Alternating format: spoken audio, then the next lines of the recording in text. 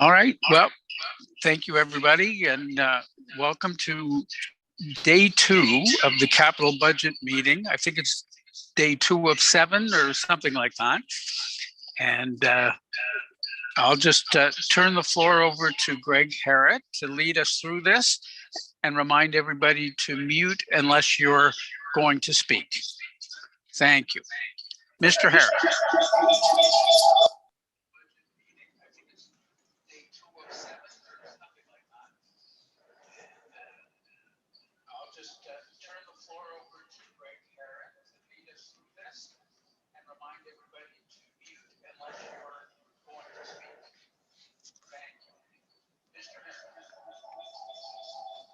So we've obviously got a technical issue here we're going to have to fix. That's bearable for now. Perhaps what we can do is, given that everybody in the room has a headset, is we can turn off the speakers. That'll make it much better. So you're just going to have to have at least one ear on the feed, so everybody can hear me in their ear. Perfect. Okay. So thank you, Your Worship. Sorry about that little delay. Purpose of today's meeting is to a bit of a continuation, not a bit, a continuation certainly of the capital budget process. At the last meeting, we probably didn't cover as much ground as we had planned to cover, but I think we had a really good meeting in terms of laying the groundwork for the capital budget. So we did things like review the model for determining street treatment, PASER ratings, and how staff come to use that data to come to a recommendation on streets to be resurfaced or capital projects to be advanced for council's approval. Talk a little bit about the resources, the financial resources that we have in terms of reserve balances and capital and operating reserve balances. And we talked a little bit about the policy framework that staff and council use to bring forward the capital budget. We spent a fair amount of time on the ratings of streets and sidewalks, and a really good discussion, I thought, about what goes into that process, and a realization, I think, that it's not necessarily the worst surfaced street that gets repaved first. There's more that goes into it than that. So anyway, again, I thought that was a really good conversation. I certainly came away from that session thinking, look, we really were able to impart a fair amount of information in that session. So what's left is now to work through the specific proposals that that staff have in terms of investments for capital projects. And so Jason McDonald is here, and Greg Jones is on Zoom. Chief Pike is here. Tamara Fisher. I think that's probably it in terms of the staff that will be making those sorts of presentations. So what's left for us today is just to begin to work through them, right from soup to nuts. So we'll start on page 3 with the water. And Jason, if you just want to work through each of these RFDs, and we'll go from there. If you have questions, maybe you can just kind of catch my eye, and I'll try to queue them up so that it's not a free for all. And just one sec, Mike, and we'll work it that way. Mike, did you have something you wanted to? Yeah, there. Yeah, just at the beginning of the meeting, I just handed out an extra package to go along with the binder. What we did is we added one line item to the second page for the LaPlante Street sidewalk extension. It's 20,000, so you'll see the previous number in that you had in your binder was 35,000 funded by gas tax. Now it'll be 55,000 funded also by gas tax. So there's an extra 20,000 there for the extension of the LaPlante Street sidewalk. In addition to that, there's a RFD to go in your package and a revised page 2 of the capital reserve balances. Okay. Thank you, Mike. Just a technical note there. Although I could hear you in the room, I really couldn't hear you in the recording. So if you maybe just kind of step it up a little bit in terms of the voice. So we'll get to that. We'll get to that RFD. Might be the last one we do, but we'll certainly get to it. Jason, do you want to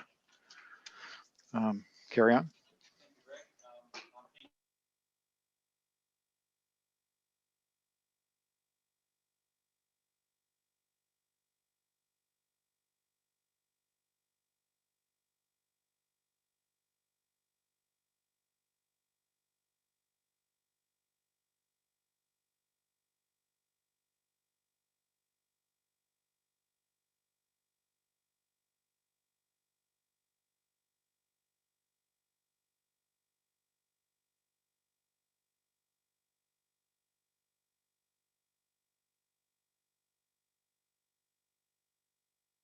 Can you hear me now?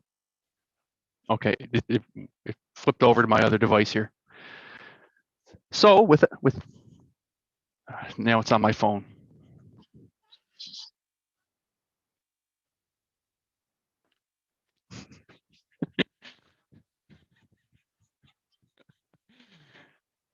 Can you hear me now? So with that, that's my recommendation. The first one we're going to talk about is the reconstruction of Spring Street between Church and Croft. This is a combined RFD, so you'll see another RFD later that talks about the street reconstruction as well as the sidewalk and the sewer. But in this case, what we're talking about is a 100-year-old water line that needs to be replaced. The street also, it's a 6. It's not in great condition, but it's also not one of the worst. But because we want to replace the water line, we would recommend that we rebuild the street at the same time. And this is in the water utility, and we're recommending that $177,000 be included in the budget for this project. So I don't know if we're going to go through questions every time, Your Worship, or Greg, how you want to do that? Sure. Let's stop while it's fresh and see if there's any questions. Okay. I don't see any. I don't see any hands. So just a bit of a housekeeping item. We're not going to ask at the end of the meeting for direction to move this forward to council. We're going to take a little bit of a slower approach. So our objective today is make sure that all members of council completely understand every document that's in the book and that they have the opportunity to ask any questions they have. And if there's questions that we can't answer, we'll certainly get back to you with the answers. It's our intention, if there aren't a lot of questions, to bring it to a committee of the whole, to bring it to a council very, very soon. But that's not the intent of today's sessions. Just give the members of council a little bit of breathing room in terms of the decision making. So hearing no questions on page 3, Jason, do you want to move on to the next one?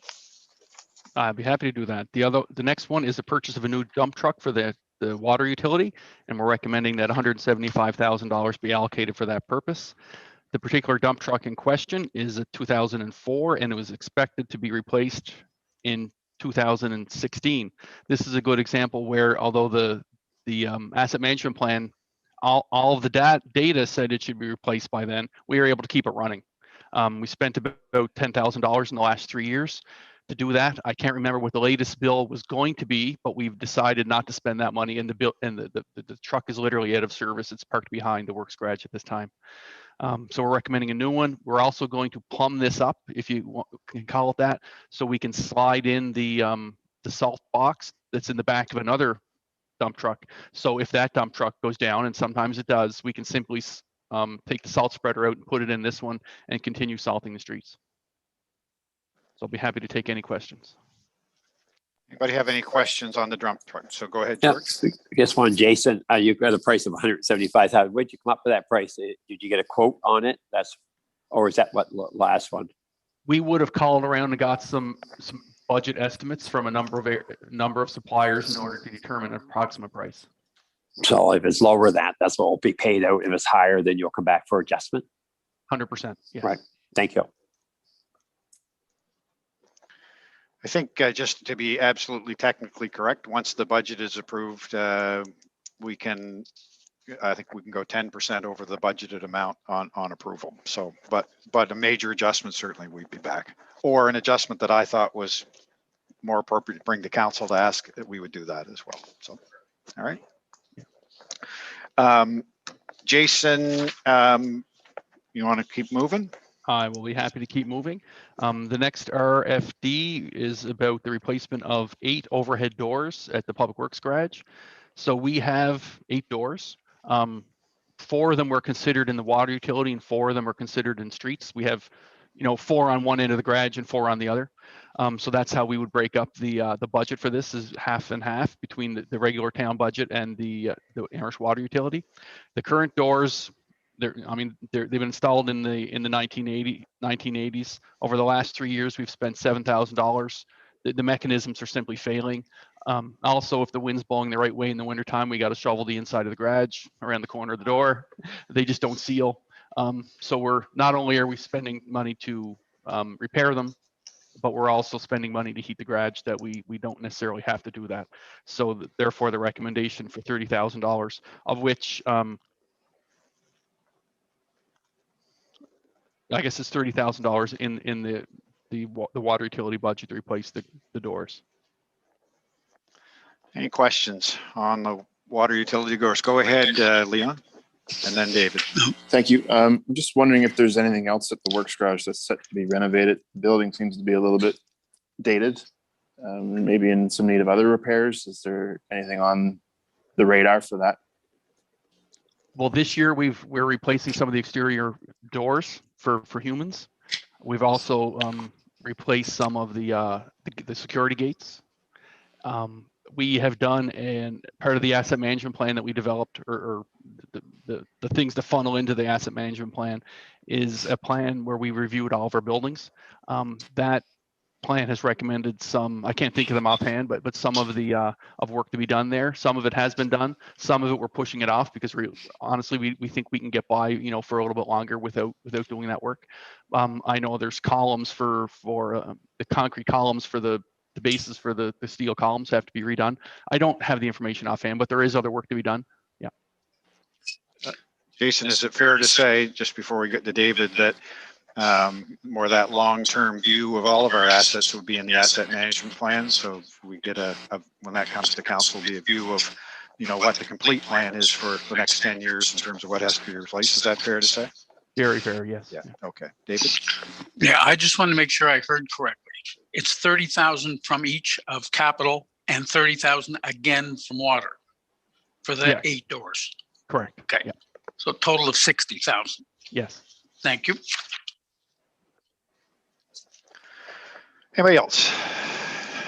Okay, Jason, if you want to move on to Beacon Street project design, and we're on page 6. Thank you, Greg. So this one is the design of the capital reconstruction for Beacon Street. It's approximately $30,000, of which $15,000 would be in the Amherst Water Utility and $15,000 would be in the general capital budget. So what this does is this allows us to spend the money to design with a consultant the reconstruction of the street. So the design of the water, of the sewer, of the street bed, possibly sidewalks and curb if that's included here. Get it done this year. So next year, when we get approval on the capital budget for the actual project, we can go to tender right away. We don't have to spend that first 6 or 8 weeks getting the project designed and ready to go. So that's what this is for. It's basically to plan ahead. You're not approving the reconstruction of those streets. You're approving the design of those streets, and then we'll circle back. And if for some reason we couldn't reconstruct them last year, the design doesn't go bad. It's still good, right? Any questions? Sheila? Can't hear you on mute. I think you're probably muted. There we go. Can you hear me now? Yep. Thank you. I just want to understand, when you say design, you're just talking like from the ground up. You're not changing the flow of the street or anything like that. And the reason I'm asking is because of the ball fields right there. you know, there's a lot of parking issues and that sort of thing. If you're talking about redesign of the street, is that going to involve that, or we're just talking strictly structure from the bottom up? So we would, it's not the flow of the street, it's the water line, the sewer line. If there's a storm sewer line in it, there's probably only one on one side of that street, I'm guessing. And the asphalt and the laterals into the buildings, et cetera. Yeah. So I think the answer to your question is it's not about Yeah, design just reconfiguring a kind of, street, it's just more or less. the engineering Okay. part, right? Okay, thank you. Hal. Yes. Okay, just wanted to get off mute. It's just the whole issue of North Adelaide Street, which has been identified as one of the worst streets that we have. And I recognize there's other issues that are involved in making decisions of where we go. But I'm trying to rationalize why we would leave North Adelaide Street and do Spring and Beacon, which I understand the rationale for doing them, but why we would leave those. Is there something, is the water system and the sewer system underneath, is it believed at North Adelaide, is it believed that that's not as significant a problem? As we move forward and trying to make it, I like this process being the first time going through it, and it's easy to try to explain to people why their streets don't get done. But I need to have the rationale why we wouldn't tackle North Adelaide at this time. That's a very good question. And it goes back a little bit of what we were talking about a few weeks ago. So there's an awful lot that goes into determining when we reconstruct a street. And if we had all the resources we needed, we could reconstruct obviously more.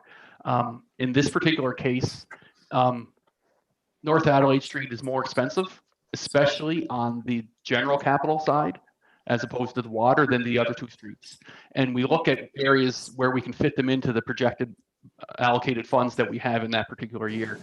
And you're right on, and I don't know the answer to this offhand, but when we sit down with these streets and the town engineer is there and our works manager is there, we talk about and we bring into consideration where are we having our problems with our water line, where are we having problems with our sewer line, et cetera. Where do we have flow problems that could possibly increase fire flow? And that's how we kind of slot them in. I can't tell you particularly that, you know, Spring Street is higher than North Adelaide because of the water line, but generally those are the things to factor in. So before I go to Sheila, I guess it's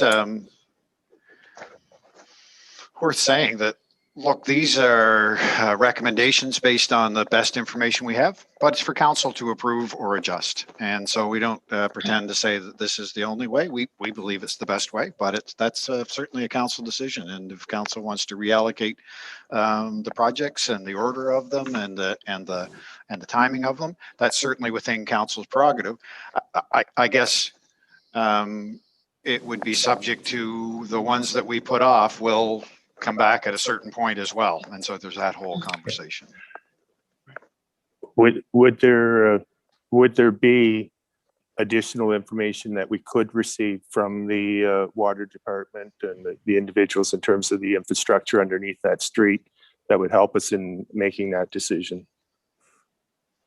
I don't know that we would have anything documented as far as reasons why on the underground infrastructure.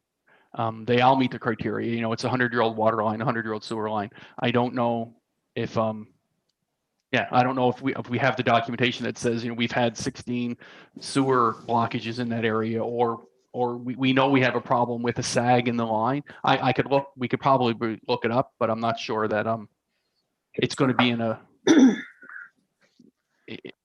a type of displayable document that would be overly helpful. But we can absolutely pull that together. For sure, we can absolutely pull together a memo that supports what the decision was and what went into it in terms of the finances and condition of the street and where it falls. You know, if that's a takeaway, if that's something council wants us to do, we can absolutely do that for sure. Yeah. Good. I'll leave it, but I just think we'd have a more informed decision. Fair Thank you. Yeah, Sheila.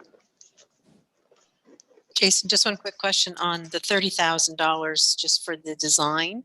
Is that a typical price tag with when we're doing streets? Is that something that just seems very high to me if that's being tagged every time we're doing something like this? I'm just wondering where that falls as far as on a consistent basis with streets that we're doing. So we just did the design work on Central and Spring Streets. And they came in probably slightly, I think one was slightly under that amount and one was slightly higher than that amount. A lot of it depends on the number of connections that you have, how much slope there is. If there's a storm sewer involved, a lot of our streets don't have a storm sewer, so it will be a little bit less. Telephone poles, so not everyone is the same, but that's typical. Maybe a little bit high, but the bottom line is, when we go to tender, if it comes in lower, we only spend what's been approved. Okay, so typically if we're looking at what it costs to redo a street, we should be keeping in our minds between a $20,000 and $30,000 price tag of that, which is the design work. Not necessarily, because in this case, these streets are is Beacon Street. So let's say Beacon Street is 150 meters. Well, that's obviously going to be a lot cheaper than if we're doing West Victoria, which was a kilometer and a half. Okay. Right. So it gets a bit by length and then the size of the pipe and how deep it is and things Okay. like that. All right. Thanks. Jason, would the design would also provide an engineer's estimate we would use in tendering? Is that correct? Yes, it would. Quite often that number comes in at the end of the project. So we do our best to estimate it up front and then they give us another one. But quite like I just got the Spring Street estimate a month ago and I said, don't tell me what it is because I've already asked Greg for the money.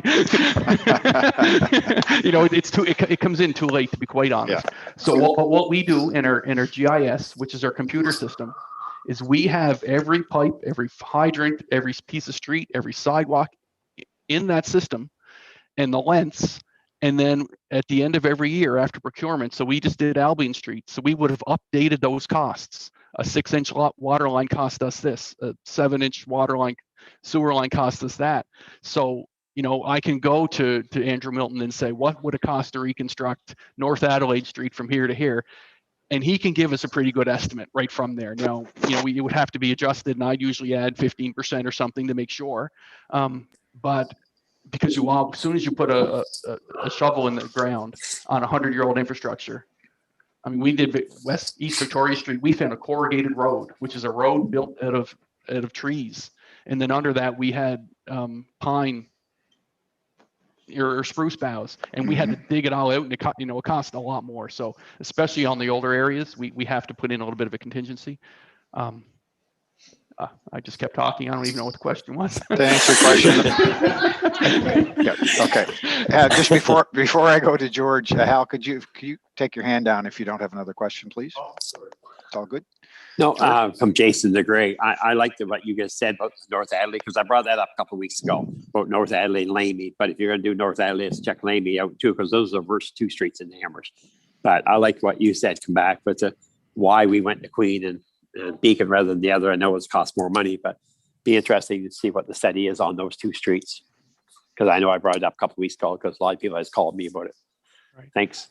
So if I could add one more thing on that, regard to North Adelaide, I mean, I'd love to reconstruct North Adelaide Street. It's probably too late to get it done this year if council's thinking of that because we would have to go to procurement for the design and then go to procurement for the reconstruction. And years when we've done that, we're really hoping it doesn't snow when we're laying asphalt. So if you wanted to speed up the reconstruction of any street, I guess this would be the time to put the design work in the capital budget. So we could get that done. And, I'd love to have 6 designs on the shelf. So when the federal government comes in and says, we have, infrastructure money, we can pull a project off the shelf and say, here you go, we're making our application. So. Yeah. But go ahead. No, go ahead. I was just going to ask. You're good. If we do include additional streets in the design request, would that lower the cost of the per street design if we added several together and packaged them? It would likely. lower it somewhat because when they come up here, they can do more streets. I mean, most of these places, come from Moncton or Halifax. Yep. So there'll be some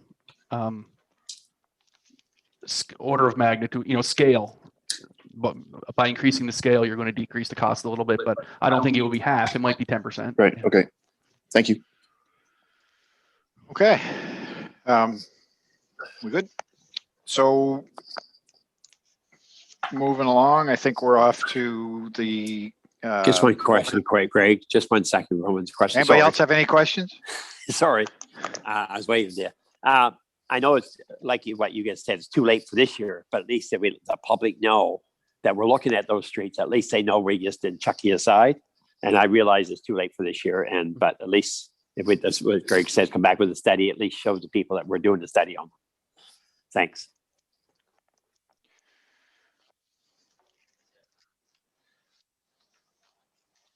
I think you really mean it this time. So we're on to page 7, and that's the water meter reader replacement. So we're recommending in the water utility that we allocate $15,000 in the capital budget to replace the handheld water meter equipment. So every 3 months, we read all 3,500 meters in the town. It usually takes us 7 to 10 days, and the electronic information or equipment that we have is starting to fail. It's failed a few times on us now. It's about 9 years old, and it's time to replace it, and we're recommending that we do it this year. George? Yeah, just one quick question. When I read that report over, I know Nova Scotia Power has gone to an electronic system that you can sit in the office, just take the readings. We have not gone that way because of the cost or the expense to it, or can we go that way someday down the road? Because I know Nova Scotia Power can sit back in their office, just take your reading, your meters, and I'm just wondering how come we have a person walking around. We spoke to Nova Scotia Power probably 2 years ago, Greg, about piggybacking on the installation of their smart meters, and it didn't come to fruition that we did it. And I can't, off the top of my head, remember why, but we did look at it, and it didn't make sense for us at this time, or maybe they had to move forward before we could make a decision. I'm not 100% certain. I can tell you that it would be very capital intensive to replace all of those meters with a smart meter system. Right. So we talked about that. No, I wouldn't say that we're finished talking about it. As part of the discussions we had with the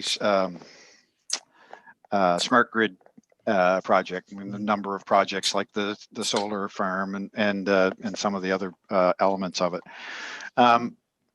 And we talked about some options about whether the town would actually invest in the infrastructure, or whether they would invest in it and we would, lease it from them or pay them a transactional fee or that sort of thing. And really, they were really just preliminary discussions, and I don't want to blame everything on COVID, but certainly COVID got in the way in terms of those discussions with Nova Scotia Power. But it's not something that really advanced beyond just maybe a few PowerPoint slides in a meeting, and really not a detailed discussion after that. But Jason's absolutely right. Certainly capital intensive, and quite frankly, we'd be looking at less labor costs and reduction in FTEs as well to be able to accommodate that. So it's not a, geez, no, we'll never consider that. It's just, we really haven't gotten to that stage with it yet. So.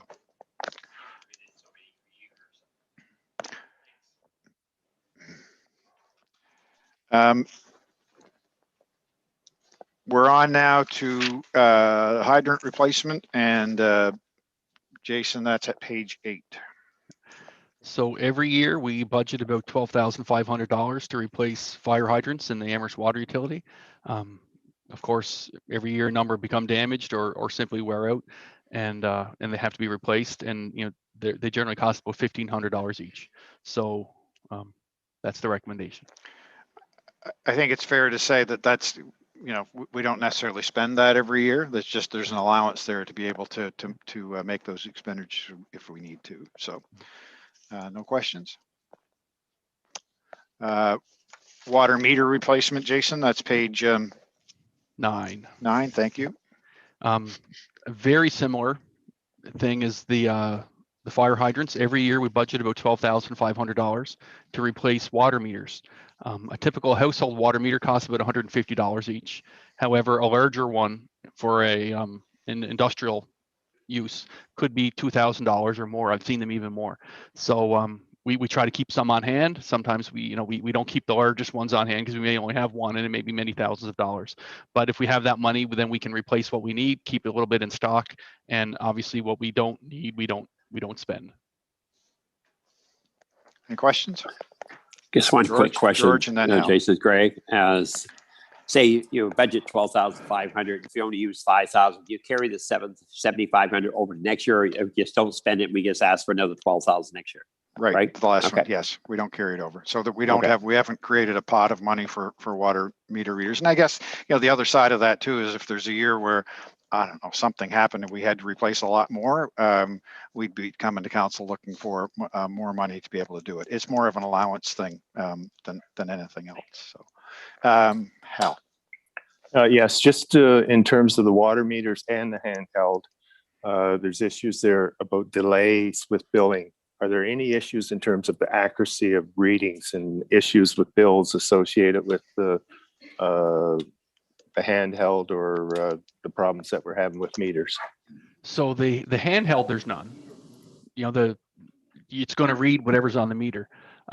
We should note though that it's my understanding, and I haven't really seen the proof, but that as the meters age, they become less reliable, and it's generally to the favor, or I think almost always to the favor of the customer. Over time, I don't know if they gum up or what, but most utilities say that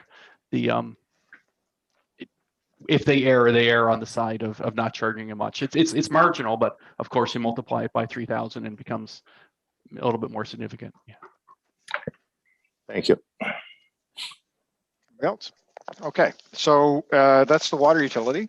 And we're moving on now to general capital. And the next tab in your binder is the equipment RFD. And the next one is at page 10, and it's the purchase of a new trackless salt spreader. And it will come to no one's surprise that Jason McDonald is up again. Thank you, Mr. Harrod. So we salt our sidewalks with 2 trackless machines. And as I think you all know by now, that a trackless machine is a machine, that's the brand name. And you can put on multiple gadgets on the front or the back of it. They're salt spreaders, they're plows, they're snow blowers, they're mowers. There's 100 different things you can put on there. So we use these machines go all year, and they work very well for us in that regard. So we do the sidewalks with 2 of them, and up until last year we had 2 homemade salt spreaders that you can see in the pictures. The difference between the old and the new one. We bought a new one of these machines last year. So half the town is getting done with the new salt spreader, which you can see above in the picture, and half of the town is getting done with the old salt spreader. Now, the old salt spreader is going to do 2 things. It's either going to dump an awful lot of salt and at intervals. So as it turns, a lot comes out and then none comes out, and then a lot comes out and then none comes out, or simply a whole lot comes out. So we're wasting literally tons of salt, which is considered a toxic substance by the Nova Scotia Department of Environment. And it's not providing the best service we could. You can see the above picture is a much better level of service, and this is actually the same day, just a different route. Well, one with the old and one with the new. So we're recommending that we replace the second salt spreader, the old one, with another new one, and then we'd actually change the policy, subject to council, because the current policy says that we are to sand the sidewalks, and last year we started, since we got this new machine, salting them, and I think. And we'll have a recommendation coming forward, but I think everyone could say that the sidewalks this year are probably the best they've been, at least in the 20 years I've lived in the town. And it's because of the application of the salt with the new machine.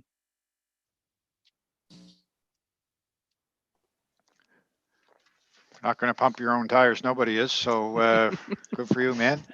Sheila?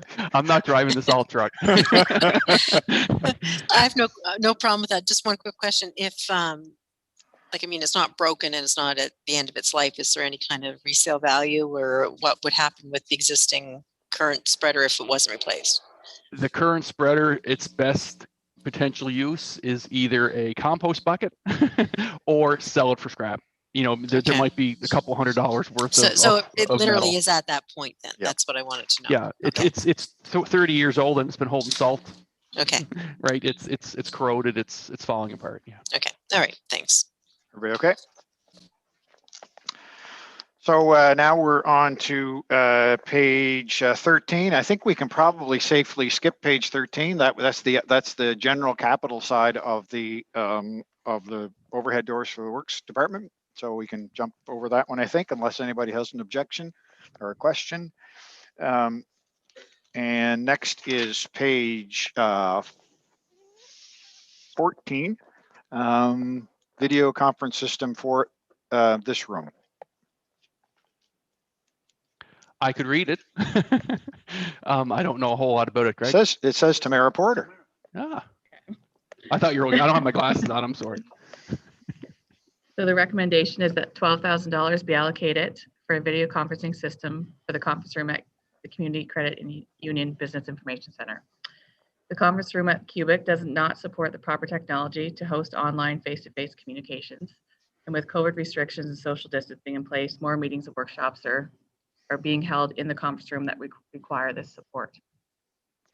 So thinking about what goes on in the boardroom upstairs, and that works really well. We've gotten to, we had a steering committee meeting up there today, and you know, you have 8 or 10 people or 4 or 5 people around the boardroom table and 4 or 5 calling in, and it, you know, it's seamless and it works really well. And I think it certainly would be well worth the money to invest that capability in this room. That's the intention. Any questions on that? Thanks, Tamara. So next is page, well, it's kind of pretend page 15. It doesn't, it's kind of a skip page. There's no number on that page, but it's a council chamber upgrade. So Jason, do you want to take that one? Yep, happy to. So as I think you all know, Bill 59 was passed about a year ago, maybe a year and a half ago now, by the province of Nova Scotia, and it requires that Nova Scotia be barrier-free by 2030. Part of that is we're supposed to have an accessibility committee, and we're working on that, and they'll recommend how to make Amherst accessible. But one of the things in Amherst that we know is not accessible is our council chambers. And can you hear me? Yeah, okay, thank you. I just had a few people look at me. Our council chambers are not accessible. So if you were a member of council, if you were a member of a committee, or if you were just, you know, utilizing that space, we couldn't accommodate you, and that's really no longer acceptable. So we're recommending that $30,000 be carried over from last year's capital budget, and another $30,000 be added to it for a total of $60,000, so we can renovate the council chambers in order to make that accessible to all Amherstonians. So we've had, entertaining any questions you have, but we've had a few discussions, Jason and I, and we've actually included David in the last conversation we had, just about the space, about the council chambers, and you know, we'll want to get, we really don't have a design, but we'll want to get certainly council's input on that. Certainly accessibility is an issue. You know, security is another issue in terms of the security of the folks who are behind desks and their access to doors and that sort of thing. It's been, well, you know what, it's getting on 10 years since we've done the technical, any sort of technology work in that room, and it get a little tired, and so it should probably be replaced as well. So we'd be wanting to have a conversation with council about what the options are, what the layout is, what the configuration is, and then have it reconfigured. So any questions, comments, concerns? Sheila. I'm happy to see this, and since we haven't been meeting as a group in that chambers, I don't think everybody understands really what the limitations are. There are some real security risks, just some real limitations in space, and there's also an accessibility, and it really does not create an environment where we can be really having engagement with the community. So I think it's something that we really need to look at and take our time and do it right. I know you say it's only 10 years, but and the public may say, oh my God, they just did this 10 years ago, but there's really some drawbacks to the current design that I think if it's done right, it's going to last probably 30 years in the length of the building. So I think it's a great idea. Thank you. Anybody else? And so I guess the others. So thank you for that. If this were to be approved, we'd be organizing probably an informal session where we just go stand in the space and get suggestions and bring a design, and then change that design and stand in the space and bring a design until we figure out exactly what we need to do. I don't necessarily think it's rocket science. We just need to get it. We just need to get it right. So some of it might be rocket science. Maybe some of the technology stuff might be rocket science, but certainly not the design. So thank you for that, Jason. And now we're on to the industrial park directory sign replacement. And I'm going to guess that's page 16. I think I got Councillor Baker's materials in my binder, because like some of the, I'm missing some page numbers and there's blank pages. It's like, I'm sure this was the package for you, George. Is that you? Is that you, Tamara? It's page 17, yeah. Go ahead. The recommendation that $25,000 be allocated in the budget to replace and redesign the 2 Amherst Industrial Park directory signs located at each entrance of the park to a more modern, efficient layout. Currently, the directory signs at the industrial park entrances have outdated information, including contact phone number. The panels are also showing signs of age, containing mismatched colors and fonts, and have an outdated design that includes an old logo. The directory and map are not arranged in a helpful manner, and there is no indication of which properties are available for development. The structure for one of the signs is rusting and decaying. Any questions? Councillor Landry, do you have your hand up, George? No. Okay, good. Go ahead, Leon. Just wondering if any thought has been given to a digital sign? It has actually. They are quite pricey. That would be a whole different price range. Just for an example, the digital sign at the stadium was $35,000, I think, approximately. I thought about a digital sign. Any other questions? Did you get yours answered, Leon? You're good? Just a little bit of a theme here. I just know there's a lot less questions when Tamara presents and when Jason presents. I just wonder if there's something going on there. But anyway, Women's Day, we're being oh, yeah, there you go. Page 18 is a fire department server. Greg, you want to take that? Yeah, I can take that one. It's easy enough to do. So this capital request is to replace the current server that's in operation at the station. It's come to the end of its useful life, generally the last 5 to 7 years. And we're at a situation now where there's 2 virtual servers that run on that server that are critical to the operation of the department. One of those is a program that we use for fire inspection to keep track of our documentation and some other materials. And the other program is our record management system for responding to incidents and doing fire investigations. Any questions? Any questions for Greg?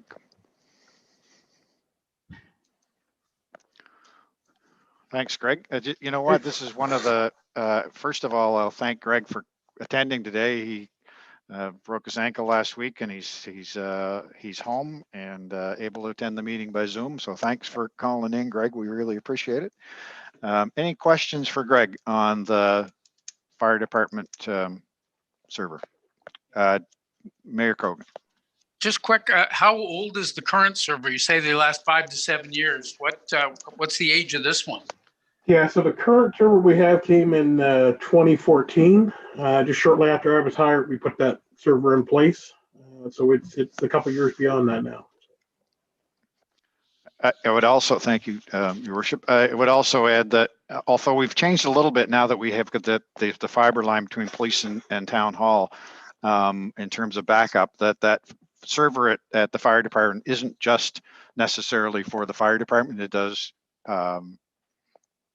serve some other purposes in terms of backup. It's also, the physical box is actually there, and fire department is a generated building. You talk about emergency preparedness and being able to recover from critical incidents. That would also provide us backup. So I would just add that as a bit of a piece of information. We good? Anybody have any questions on the server? So we're now on to page 19, and that's these are large multi-category projects. And we're on to Spring Street, Croft to Church, and the street, sewer, and storm main replacement. And Jason, that is you, and it's page 19. It's page 20 in my book.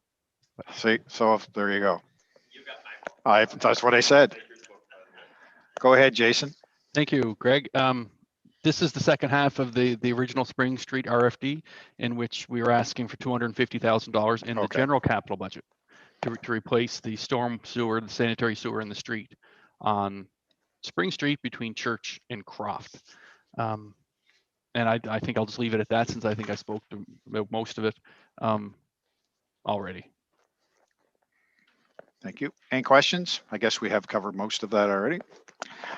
Moving on to, I'm going to stop quoting page numbers, but the next project is Franklin Street, and that's corrugated steel storm sewer line replacement and asphalt overlay. So go ahead.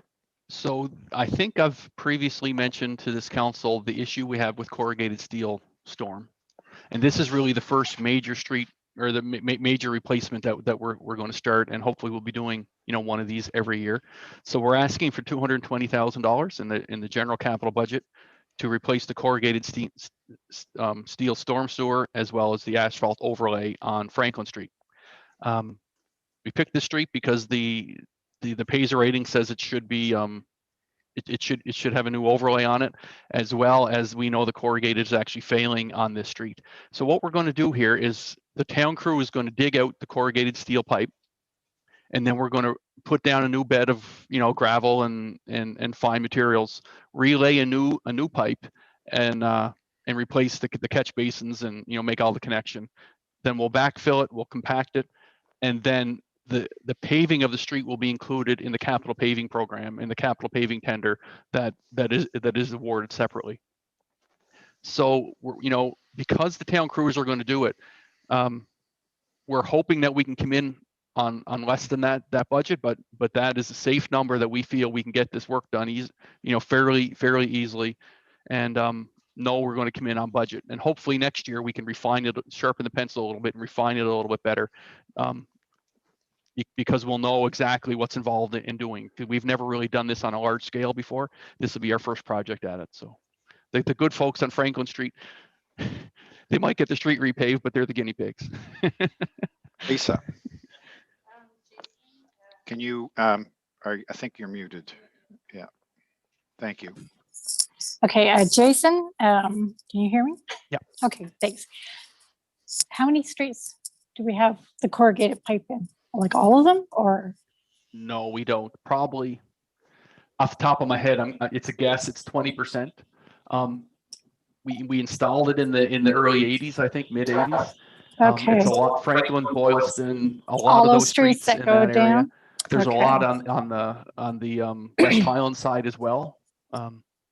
So yeah. They're going to be at least 220,000 a crack for like Boylston.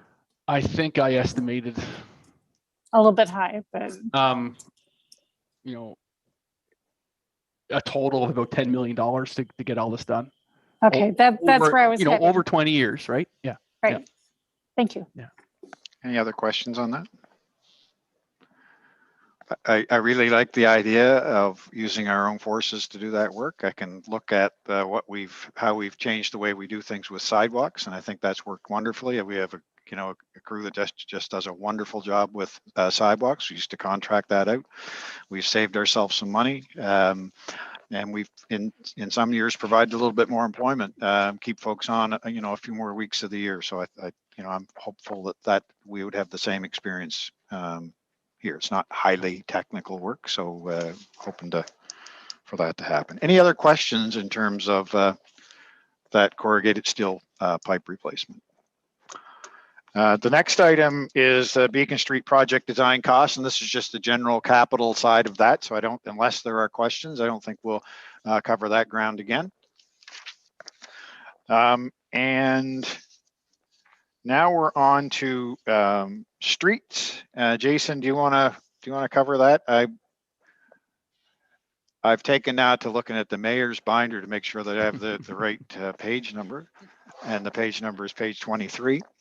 So Jason, you want to lead us through that? I'll be happy to. So we're recommending that we spend $285,000 in the general capital budget for capital street paving projects. Now, this is obviously addition to what we're recommending for Franklin Street and Spring Street for paving.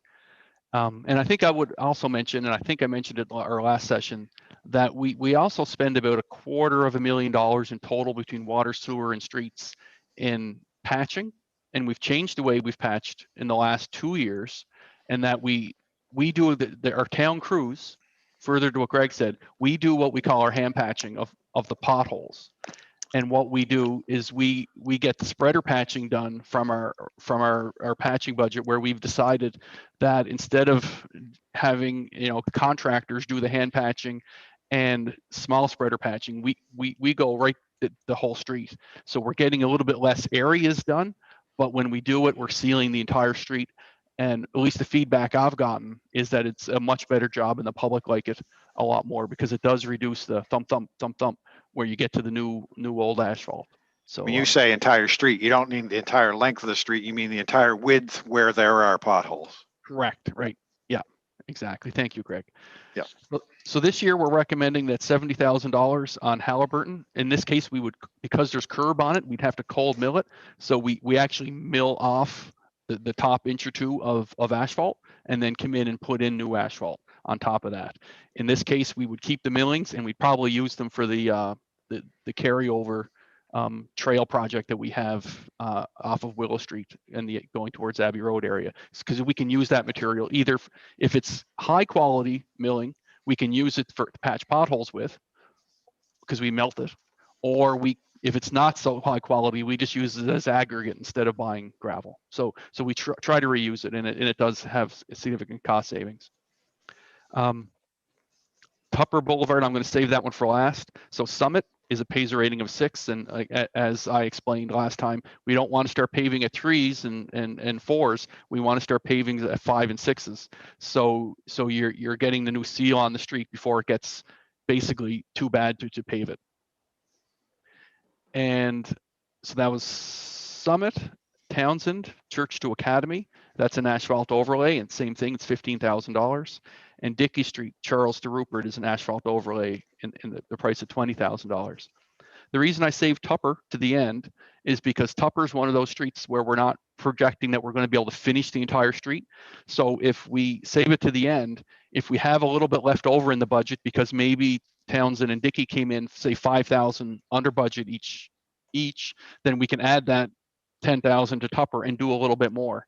Conversely, if these things are over budget, the previous ones are over budget, we can maybe just do $90,000 on Tupper as opposed to going over budget. And I think last year enough came in under budget, and it's pretty hard to say why, but whether it be, there's lots of factors that we are able to pay. Was it an extra $40,000 or $50,000 worth of work on Tupper because the other projects were under budget significantly? Right. So that's what we're recommending this year, is to spend $285,000 on those projects, and I'll be happy to. Any questions? Address. Any questions? Okay. Thank you, Jason. So we're going to move on to sidewalks. So we're at page 25, and Jason, carry on. Thank you. So we, as you know, we rate our sidewalks every year, and every year we recommend that we reconstruct some of the worst ones, not all of the worst ones. We're getting down to the last of the worst ones, if you will, the ones that score the lowest. So we're recommending Croft Street from Beacon to East Pleasant to reconstruct that sidewalk. And in this project, we'll probably do a little bit of corrugated storm sewer replacement as well. and on Park Street between Patterson and Patterson. As you know, Patterson is a crescent, so that's why we're starting and stopping on the same street. That we would reconstruct the remainder of that as well. And I'd like to point out that about probably, and Greg mentioned it, probably about 4 years ago, we had a fairly large, I think it was West Victoria, sidewalk replacement that we tried to tender. And I think we did it 3 times. I think we got no bids twice, and then we got a very, very high bid the 3rd time. So we did it with our own crews, and really ever since then, we're doing the work with our own crews. It's coming in about 1/3 of the cost as if we tender it, and they're doing a very good job, and it provides employment for our people. And I'm proud of the work that the CUPE members do when they do that work. So I think it's a very efficient way to do it, and we're recommending those 2 sidewalks be done this year. In addition, we always do our I'll call it a walkabout and fix the problem areas, whether they be brick downtown or the odd heave on a concrete sidewalk on whatever street. We'll always fix those. That's in the operating budget. This is the capital reconstruction of the sidewalks. Leon.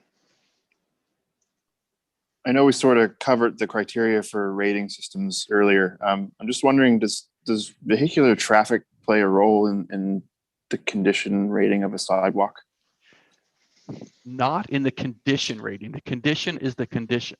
However, for example, Hickman Street was done, I think, was it this year or last year? I can't remember. I think it was this year. Prior to these streets, because Hickman Street is leading directly to a school. Now, between the child's house and the school, no matter where that child lives, is always a school route to somebody, right? But so yeah, if it's an arterial street, a collector street, or if it's close to a school or a heavy commercial area, we factor it in as opposed to the order of our recommendation to you, but it doesn't impact the actual condition. The condition's the condition. Thank you.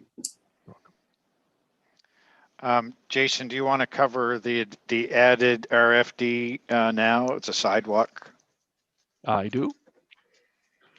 So the sidewalk on Plant Street, and I have to apologize for this. We were asked to provide this budget amount in the fall, and then we said we would bring it to the capital budget deliberations in the spring, as we are here now. I like to say spring. There's sun out there. So, and we didn't include it in the original binder, but we have it here now. So my apologies for that. So basically, the sidewalk on Plant Street ends just basically south of Rob's ball field. And the recommendation here is that we extend that along Plant Street to the lower driveway of the Rob's ball field, and then swing it up the driveway so we can meet the trail that comes in around the outfield of Dwight Jones Field. And that will basically get us close to the town boundary. I'm not recommending, and if we're directed, we can go all the way to the town boundary, but really that's going to end a sidewalk in the middle of a grass boulevard between 2 driveways. And it really doesn't make a lot of sense. It makes sense to have the connection to the trail. And then, we're getting them within a few tens of feet of the actual town boundary. We expect that'll cost $20,000. I want you to know up front that this is not a regular sidewalk construction project, because between the curb, just inside of the curb is quite a bit of a slope. So we're going to be cutting and filling, and there are telephone poles there. And I think it would cost $20,000 to just move one telephone pole, and there's probably 5 or 6 of them. So we're going to do our best to squeeze this in to the best of our ability, but it's not going to be straightforward. And I'm sure it'll be fine, but it might not be full length or full width, the whole way, that type of thing. We might have to, there might be a curve in it. It might not be the, straight arrow, but we'll do our best. I'm surprised you didn't throw that picture in for council that you had at the sidewalk with this telephone pole in the middle of it. I could email it to you. If you go on some of these, picture sites, it's really funny. It's a bike lane and there's a telephone pole right dead center in the middle of it. It's cute. Thank you. Hal. Thank you. We might have more than a sidewalk issue there. As most people are probably aware that have driven by that area, that there's a great deal of trespassing taking place in the area, and it's worn right straight through the curb and the grass by ATVs, using that as a thoroughfare, quite frankly, from one side of the street to the other in order to get onto the trail. It's a very problematic area of the town. And I think we're going to have to give some serious consideration of how we're going to manage that particular area.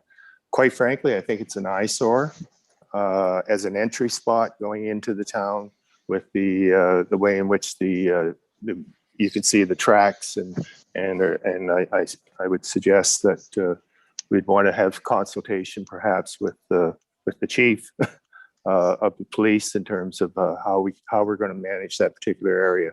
But if we're looking at expanding the use of the Robb Center, which hopefully, we're going to keep the town very active with the use of that facility, we're going to have to make some improvements there, but also how are we going to protect the investment?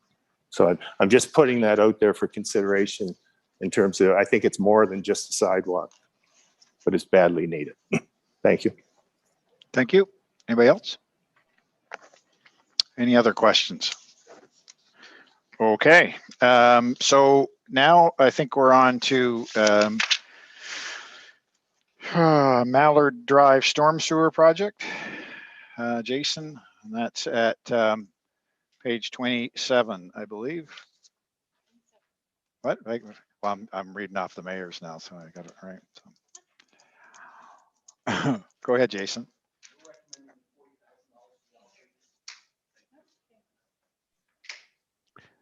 We're recommending the $40,000 be allocated in the general capital budget for the installation of storm drainage system on portions of Mallard Drive. So Mallard Drive was constructed, 5 or 6 years ago, I'm not sure, by a private developer, and they followed our rules for the storm drainage. And you don't have to put in a curb and gutter system. You can use a ditch system, and they did that. Because of the slope of the road, or the hill there, and the way the road is constructed, at least the angles of the road in relation to the contours of the hill, there's an awful lot of erosion going on there at certain locations. We've had to reinforce the side of the road multiple times, and this year we actually went down in the operating budget and filled in some of the ditch. We put a storm pipe in there, not corrugated steel. We put in the appropriate plastic pipe and smaller catch basins. And we filled in some of the worst areas, but there are still other areas that should be done as well. So what we've done, and we haven't recommended the entire street, we've recommended the areas that are where the ditch is 3 feet deep and where it's a steeper slope. We simply did that because we're trying to be prudent with our finances, and $40,000 will allow us to do this and get the worst areas dealt with. Our town crews would do the work. They did a fine job last year doing this stuff, and this is stuff that they can do very well. If you wanted to do the whole street, I'm sure the residents there would like the whole street done, but I'm recommending to do the areas that I feel are basically not meeting our service level standard. There's lots of areas in town that have a ditch or a swale. In this area, we're recommending that the ones that you wouldn't expect to have in the town of Amherst, in front of your house, to be done. And that would cost $40,000. The entire street would cost about $100,000. Questions? Thank you, Jason. Your worship. When you talk about doing the whole street, what would the amount of money be needed if we were to consider that? It would go from $40,000 to $100,000, so an additional $60,000. Okay, thank you. Leon. Does this scenario warrant a look at the development regulations that we have? 100%. It's been on my back burner to bring. I think we wrote the development standards, Andrew, 15, 16 years ago. And for the most part, they're fine. For the piping and most things are good. But this has always been one where I wanted to bring to council and say, is the service standard in Amherst, should it be curb and gutter, right? And if so, we should make that requirement. Now, what that does is it greatly increases the cost of a lot. So you have to weigh it with affordable housing and housing in the market. Sorry about that. So yeah, it's something we're looking at. Yeah. Anybody else? Thank you, Jason. Chief, we'll give you 2 seconds to get comfortable there, and we'll move to the fire department, and we're at page 33 and structural firefighting bunker gear. Perfect. Mayor and Council, Your Worship, I'd just like to go over 4 this evening to go over with you, or this afternoon. The first one is structural firefighting protective gear. So this is the jacket and boots that you see firefighters wear on an emergency scene. So this is a project that we've been working on for a few years. Every year I come and ask for funds to replace a few of them each year. So this request looks for replacing 6 to 9 sets of structural firefighting gear, up to $20,000. And that's it. Are there any questions?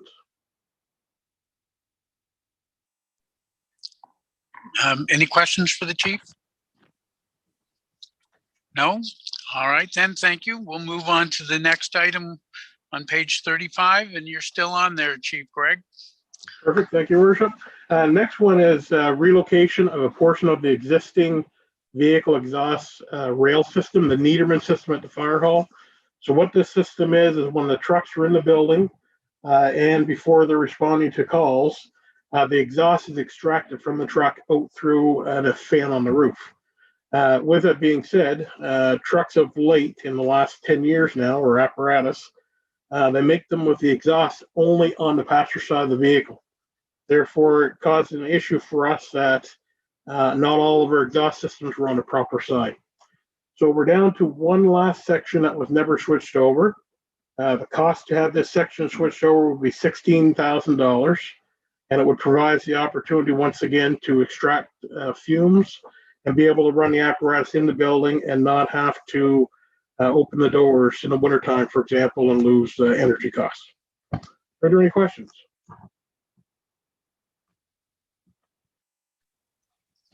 Any questions for Chief Jones? No? All right, then the next item is on page 37. Chief Jones again, firefighting hose. Thank you, Your Worship. So this request is for the replacement of firefighting hose, and the request is for $30,000 to replace a portion of our hose. So just kind of give you a bit of a background, firefighting hose rust generally. A couple of links will fail over the year or so. Over the last 3 or 4 years, we've had a tremendous amount fail. And with the recent fire we had on Station Street, we had almost in excess of 40 links fail, which they were ones that we knew were going bad, so we put them into operations. So this request will start a cycle of replacing firefighting hose over a series of years, but this first one of $30,000 will get us in the right direction. Are there any questions? Questions for the chief, Lisa? Just a quick question. Can you hear me, Greg? Yep. Yep. Okay. Will this 30,000, will that replace the 40 links, or is that just a partial replacement? Yeah, so this 30,000 will just be a partial replacement. Just to kind of let you know, 2.5-inch hose line for us is about $750, sorry. And the big high vol you see go from a fire hydrant to a truck, one length of that at 50 feet is about $1,100. So fire hose is not cheap, and that'll only give us a fraction of that. Thank you, Greg. Any questions? Anybody else? Any questions for the chief? So now we're on to the air lift bag system. Greg? Yep. So this request for the airbag lift system is a request for $11,000 in expenditure. And this past year, we had our current system we had did fail. And what it's used for primarily is when we go to incidents where we have individuals that are trapped under a product or pinched in something. This product we actually put in and squeeze it apart. So at the moment, this is a capability that we don't have. But it does get used a fair amount. Any questions on that one? Anyone? Any questions? Thanks, Greg. Thank you. Greg, I think you're getting the sympathy lift here. Like no questions, like you're home with convalescing and they're taking it easy on you. I think that's what's going on here. Anyway, now we're going to move on to the police department and Chief Pike. I think we're at page 41. We are. Thank you, Mayor and Worship. I don't know if I'm working there. Yep.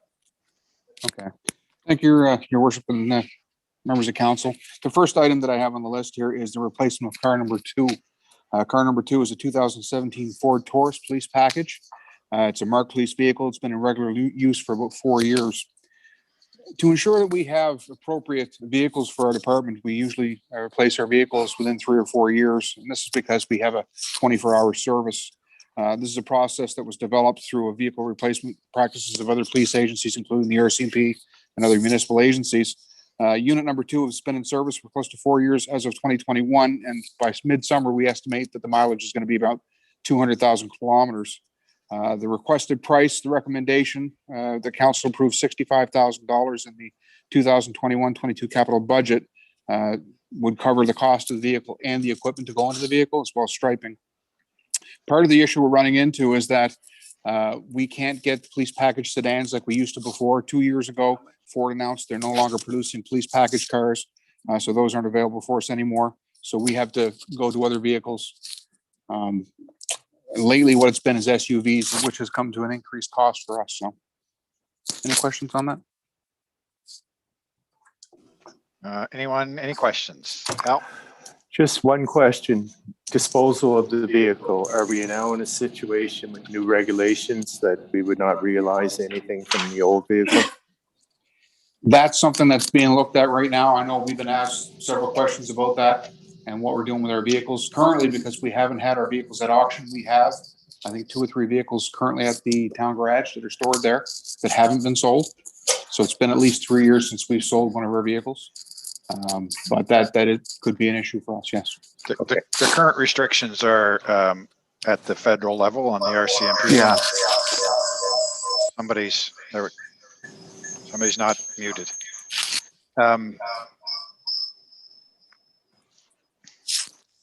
So the current restrictions don't necessarily apply at this point. Maybe they will in the future, but they don't apply at this point. Anybody have any questions? Anybody need technical assistance?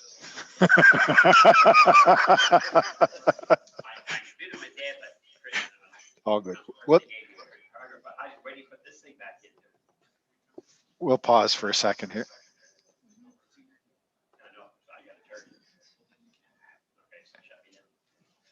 Dale, did that answer your question? I see you had a question in the chat. You'd asked about disposal. Yes, I had the same time as the question was asked there, but I understand that the government is looking at being mandatory for all service vehicles, all police vehicles, no matter whether municipal or what they are, that they cannot be resold. Yeah, I'm sure that's under consideration, but it's not a decision that's been made yet. So. Okay, thank you. George, did you have a question, George? What's that? Okay. Do you have a question though? Did you have a question? Okay. Finally, the technology works.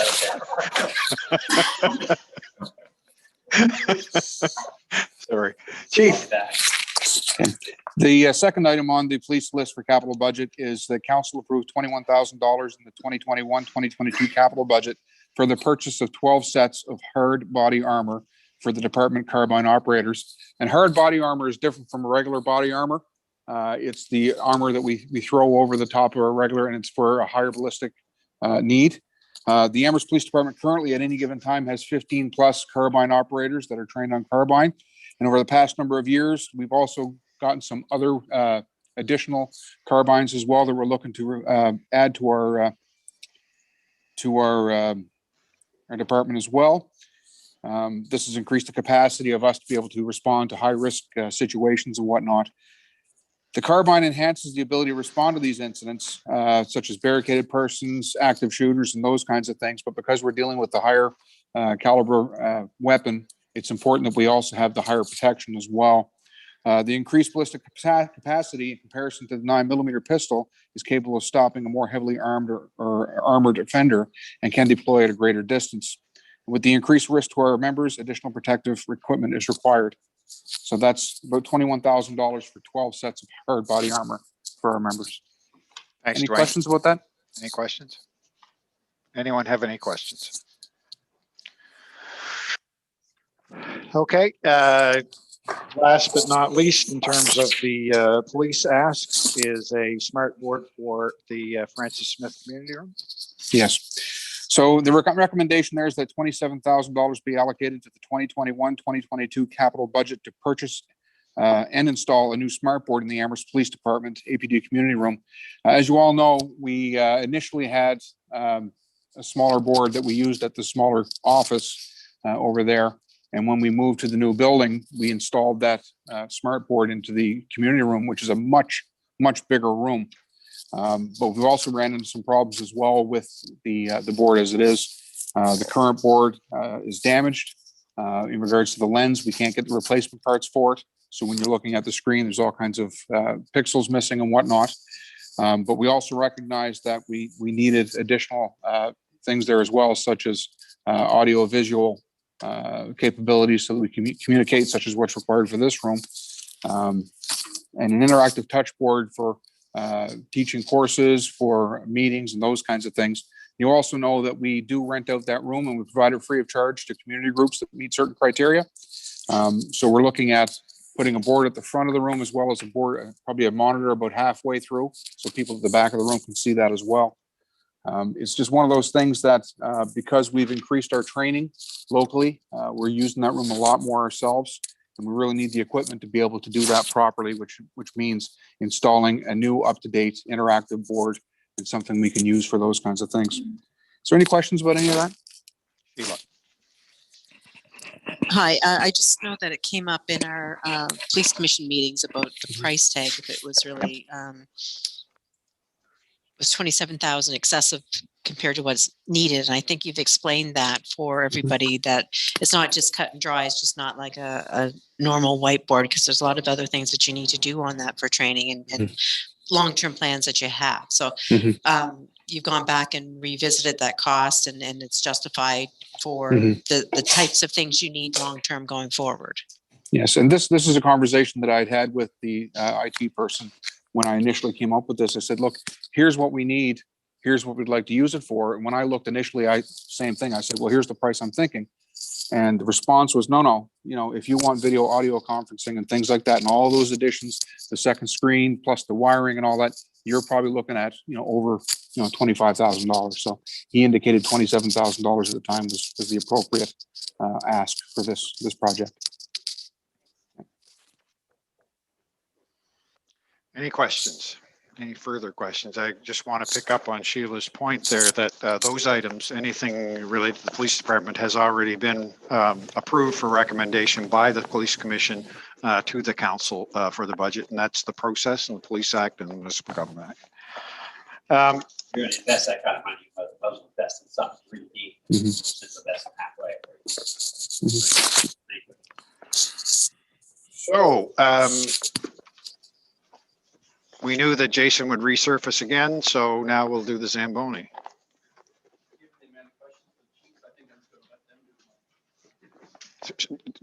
Do I need to say that one again?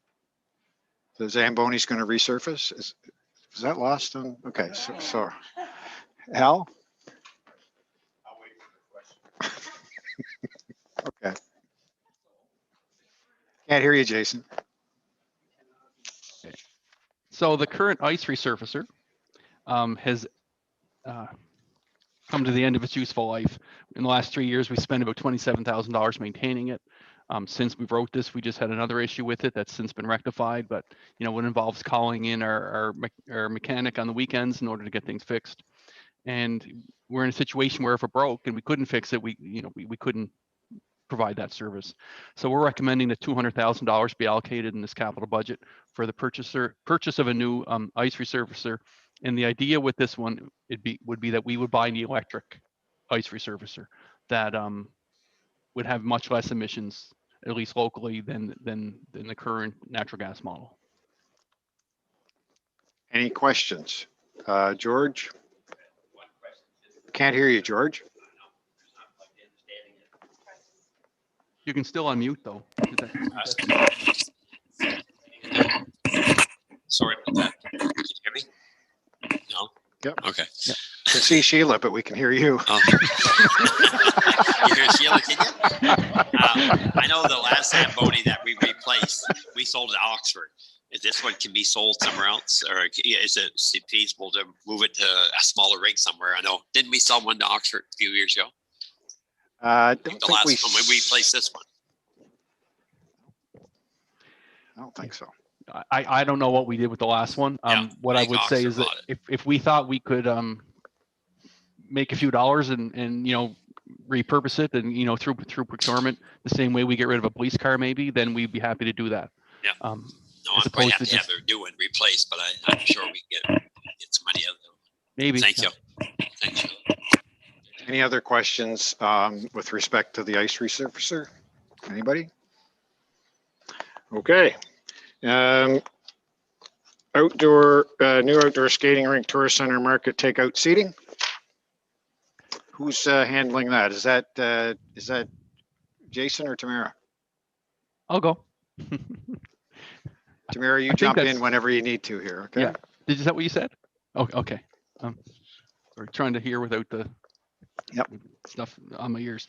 All right. So we're recommending that we include $200,000 in the upcoming capital budget for the development of a new outdoor skating rink, market and tourism information center at the corner of Victoria and Havelock Streets. So as council is aware, they've recently authorized the signing of a purchase and sale agreement for both of those properties. That has now been done, and it's with basically our solicitor to get that process underway so we could purchase those lands. That money is in the current capital budget and is not part of this project, or it's part of this project, but not part of this budget allotment. So you've seen last time we sat in this room, the concept plan, and that is just that. It's a concept plan. If this gets approved, we would have to actually go to a design and get it professionally designed and come back and make sure council's okay with what they want. Tamara has done a tremendous amount of work to get an application ready for Tamara, can you tell us what the name of the grant is? Yeah. So the federal government has a $31 million Canada-wide grant where they want to help communities be healthy, but with a COVID-related aspect to it, so they can be socially distanced while outside, but still kind of get together as much as they can and be outdoors and be healthy basically.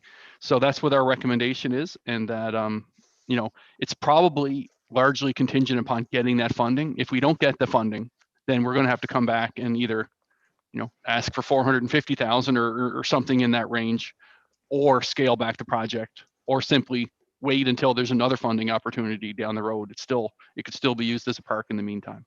Yeah, I think it's fair to say that this one's a little bit fluid. This is kind of a placeholder. We've made the application for the grant. We'll see what comes back, and it's a project that council certainly has told us that they love, and we think it's a great idea. So we're just a bit of a placeholder, and we'll kind of see how it goes. So, any questions on that one? Okay, thank you for that. Zero turn grass catcher. I don't know how we name these things. So these are the mowers that we only go straight with. Get it, zero turn. I'll keep going. So currently we have three zero turn mowers. And we don't catch the grass. The grass just blows out on the side. When we're keeping up with the grass mowing, it's not a big deal. Of course, in the spring or in wet areas or after a lot of rain, we do one of two things. We leave clumps of grass on the field, on the parks, or we get out and we have to rake it and collect it and then dispose of it. So this $10,000 would get us outfit three zero turns with the with grass catchers, which would make things kind of upper game a little bit. And this is especially important now that we have the grass infields at Rob's ball field, because we definitely would have to rake those every time if we didn't have this. So so we're asking to be able to buy three for $10,000. Any questions? Any questions? We're on to a trackless aerator. Jason, you're up again. So that's the I explained what a trackless machine is. So this is another option to put on the front or the back of the trackless machine, and this would allow us to aerate our green spaces and our playing fields ourselves. Currently, when we do some aeration, we had a small machine, but it's now gone. It doesn't work. And for our larger projects, we would actually contract it out. It would cost us a couple $1,000s a year. So now if we can do this in-house, it'll save us that in the operation side and allow us to properly maintain our fields and get the aeration that we need. And again, this is especially important now that we have the grass in fields at Rob's. And when we start using the new grass soccer field, hopefully this year, we would have used it this year past, if it wasn't for COVID, but the new soccer field at Dickey Park, we'll be able to aerate that ourselves. Questions, council? Brine pump at the stadium, Jason.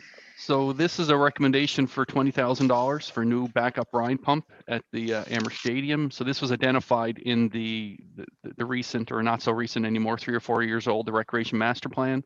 So our current brine pump, if it was to fail, the backup would kick in, but it's likely that the backup only has enough flow, so it would keep the ice there, but the ice would be soft and you probably couldn't play on it or skate on it. It would just keep us from losing the ice altogether. And we want to, obviously, the level of service we want to provide is, ice all the time. So we're recommending that be replaced. Any questions?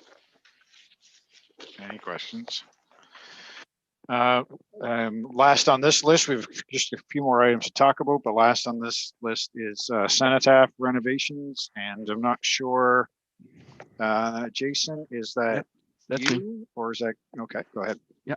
So the probably about this time last year, I think we were asked to look at the doing some renovations to the Cenotaph. It's been many years since it's been upgraded, and we had Heritage Memorials come in and provide us with a document on what should occur there, and the estimated price to spruce that up and bring it back to the way it should be to honor our veterans was about $40,000. So since we've written this, we have, Greg, correct me if I'm wrong, but we've gotten Corey Crocker has submitted the application to the federal government for $20,000, and we have received notice that we've received that $20,000. So I guess this can be changed to $20,000, Greg. Well, we had actually budgeted 40, and we've got 20 in the capital from revenue and 20 from yeah. So it's actually it's a $40,000 cost, as Greg said. We had 20,000 budgeted, and then we were hoping to get the grant. Well, now I can confirm that we got the grant. So, any questions on this? Thank you, Jason. Any questions on the Cenotaph renovation? Go ahead, Leon. Thank you, Greg. Is this simply for the monument itself, or does this entail like the park around the Cenotaph as well? It's just the monument itself. It's the so it would redo the granite, not like buff up the granite, and then it same thing with the brass attachments. It would replace some of the torches that have fallen off, or reaffix the ones that are loose. It would buff up all the brass on there. Basically, restore what's existing on the actual monument itself. Nothing outside the monument.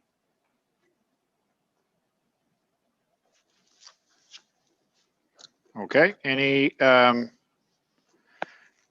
questions? Any further questions on that?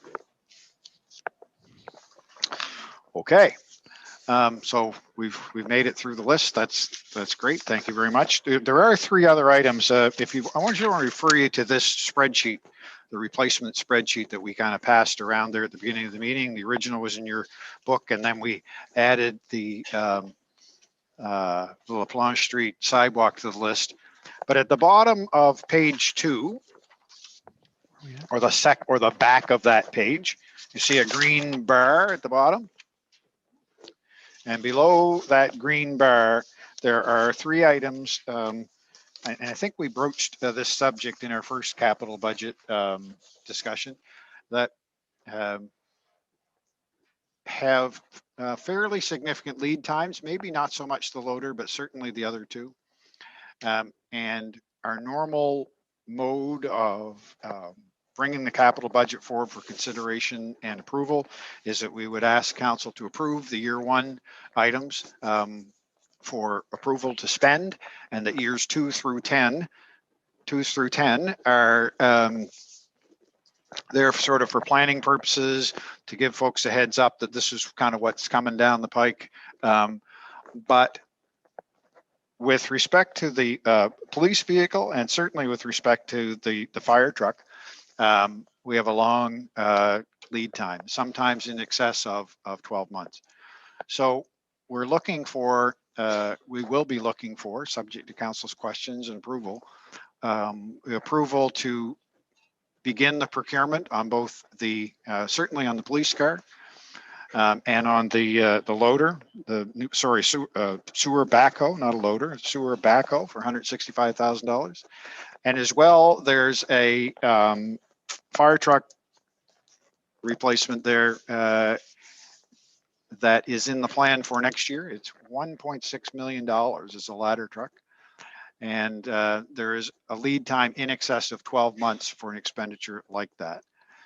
We've also, and I think Greg, you forwarded to me your fire department capital plan. And what we would propose to do is get that presented to you so you've got an idea of some of the details of what the capital plans are for the next 5 years for the fire department in detail, so that we can have a really good conversation about the truck and the specs and the requirement and, you know, what's going on and what the useful life is and what the costs are and those sorts of things. But when that conversation is done, perhaps not part of, you know, the initial approval of the capital budget, but certainly when that process is done, we'll be looking for the authority to begin the procurement for that, so that we're not, you know, 2 years getting some of these replaced rather than 1. So any questions on those 3 items? I'm not going to, if you don't ask questions, it doesn't mean we're ordering a $1.6 million fire truck tomorrow morning.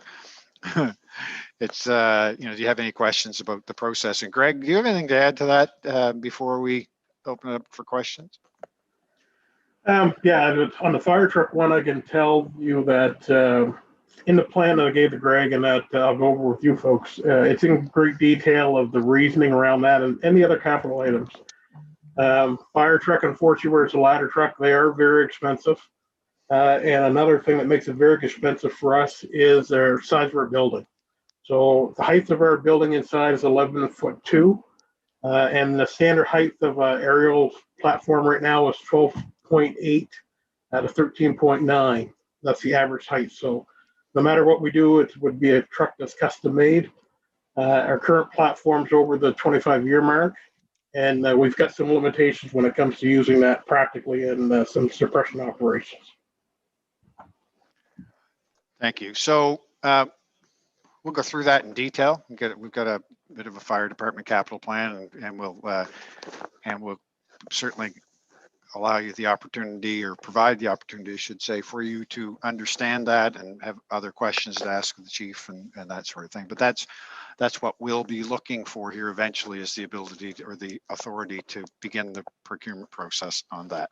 And Chief Pike, I think we've included a police vehicle in that sort of category as well, because of the lead time, and quite frankly, the even the ability sometimes to even get a police vehicle that doesn't look like a truck, quite frankly. So and get it in a timely basis. Do you have anything to add to that, Dwayne? No, it's just basically the issue that we are running into is that when you order a car, sometimes you're looking at 8, 9, 10 months before you can get it. And by that time, you're already running into very serious costs in relation to, maintenance costs and whatnot. And in this case, car 3, which is the next one after car 2 to be replaced, would be due to be normally this year, but we're able to push it off. But if we waited to order it next year, it means it would be the following year, probably before we even get it.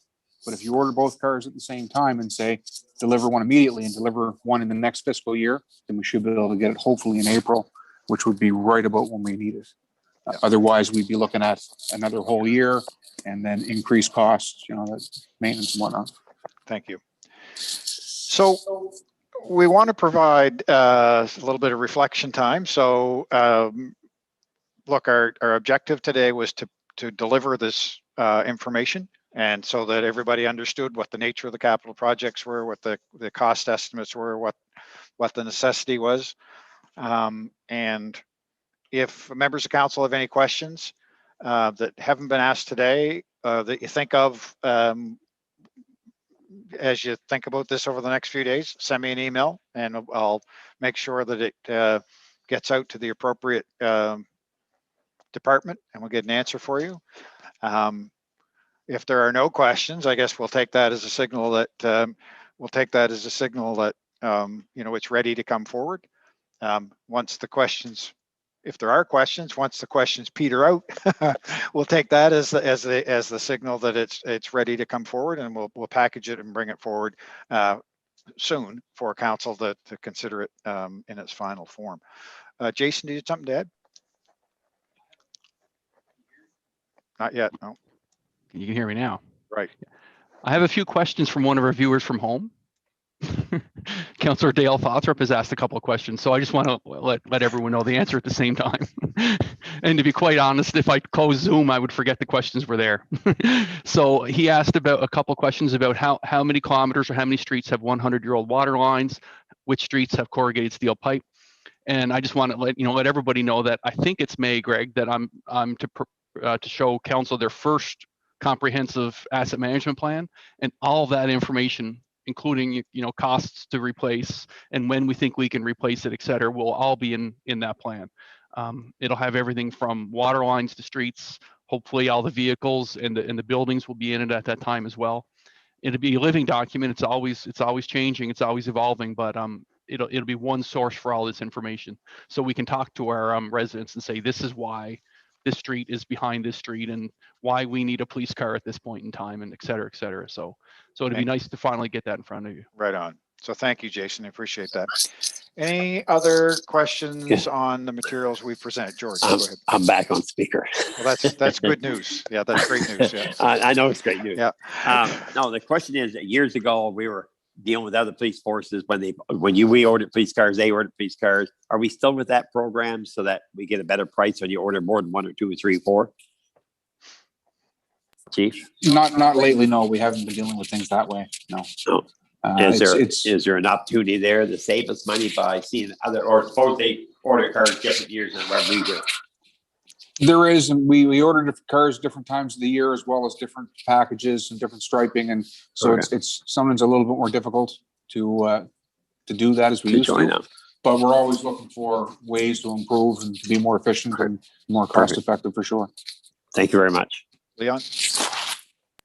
I think this is probably for both Chief Pike and Chief Jones. I'm just wondering how close we are to it being feasible for us to consider electric fueled vehicles for emergency vehicle replacement. I can take that one first. Right at this point, we don't have anything available that would meet our needs and our requirements. I'm sure that sometime we will be able to, but just not right now. In regards to the horsepower and also how you're charging, how far you can go on the charge and those kinds of things. And then also the costs as well. But I'm sure over the next few years, we'll see things, come closer to within where we can do that. It's just not available right now at this time. I'm not sure about fire. Fire might be different. Chief Jones? Yeah, no, not a problem. So the difference in fire, we did some review on this a couple of years ago. The price for a fire truck is quite a bit more. The one thing we have that's different than in the US and in the UK right now, Electric fire trucks are not approved in Canada underneath the underwriter's insurance fund. And that's kind of what sets everybody's insurance rates and a bunch of other things. And generally, when they have electric fire trucks, it's only of the motion of delivery from the station to the scene, and then a diesel engine takes over at that point. So we're still in a situation where we have major emissions. Thank you. Any other questions before we wind things up for today? So just to recap, great session. Thank you, staff, council.